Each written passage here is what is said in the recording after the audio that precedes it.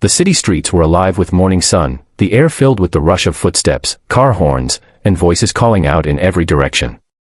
But in the heart of that bright chaos, silence lived in the soul of a little girl.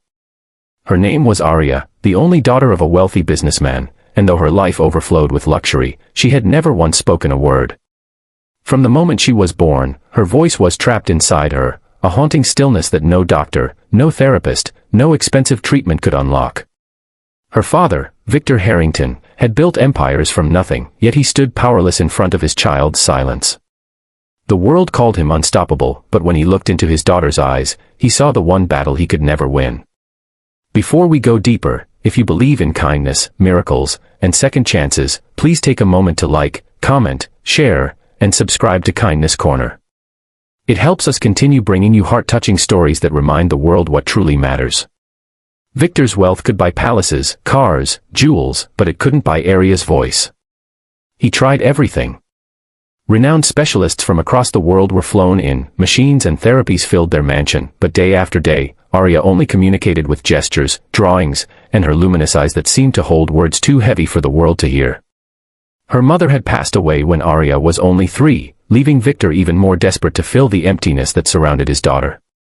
He couldn't stand the pitying glances from relatives, the whispers at social gatherings, or the sorrow of seeing his child point at her throat and shake her head when other children sang, laughed, and played freely.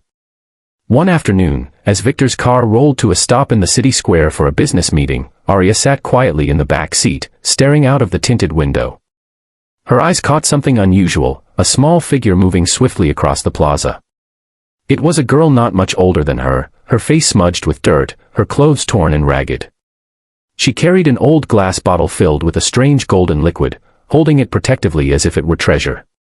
Despite her condition, her eyes sparkled with a wild determination.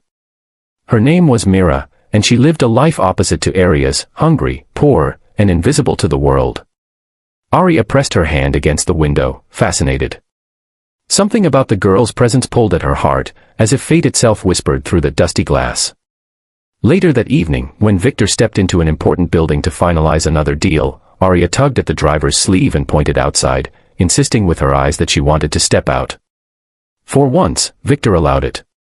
Arya wandered toward the fountain in the square, where she saw Mira kneeling, pouring a few drops from her mysterious bottle into the water before drinking. Mira noticed Arya's golden hair and spotless dress and immediately recognized her as someone from another world, a world she would never belong to. But when Arya shyly approached, Mira didn't run. Instead, she held up the bottle with a seriousness that seemed far beyond her years. Without words, Arya pointed to it, curious. Mira looked into her eyes and whispered, "This is no ordinary drink. My grandmother told me it carries hope. It gives voice to what's trapped inside." Arya didn't understand the words, but she felt the weight of them. Mira gently tilted the bottle, offering her a sip. The liquid shimmered strangely in the sunlight, glowing like melted honey. Arya hesitated, but something inside her, something deeper than reason, told her to trust this girl. She took the bottle, lifted it to her lips, and drank. At first, nothing happened. The plaza remained noisy with life, people walked by without noticing the two girls at all. But then, a burning sensation spread across Arya's throat.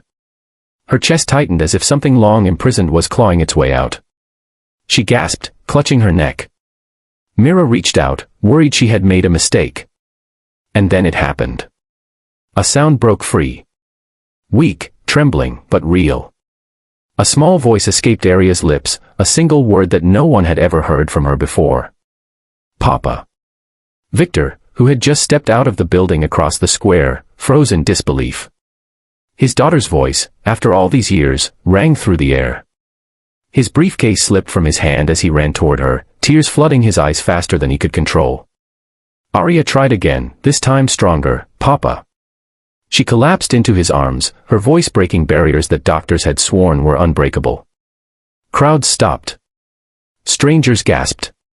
But in that moment, only 3 souls mattered, Arya, her father, and the mysterious girl who had given her the impossible gift. Victor looked at Mira, and for the first time in his life, the proud millionaire bent down on his knees in front of someone who had nothing. He asked who she was, but Mira only smiled faintly. Someone who believed her voice was never gone. It was only waiting. Victor tried to repay Mira with money, offering stacks of cash and promises of a better life. But Mira shook her head. "I didn't do it for money. I did it because no child should live without hope." Those words cut into Victor deeper than any business loss ever had. He realized he had been throwing wealth at his daughter's silence, when all along, what she needed was belief, the kind Mira carried in her heart despite her suffering. From that day forward, Aria's life transformed.